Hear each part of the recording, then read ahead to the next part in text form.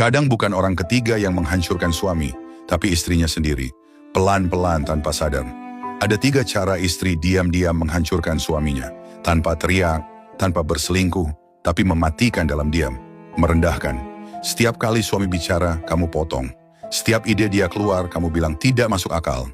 Lama-lama dia berhenti mencoba jadi pemimpin, karena setiap usahanya selalu ditertawakan, membandingkan. Suami temanku aja bisa begini.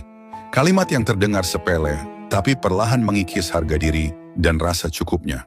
Menolak secara emosional. Ketika dia mau dekat, kamu dingin. Ketika dia ingin didengar, kamu sibuk. Pelan-pelan dia merasa sendirian, bahkan di rumah sendiri.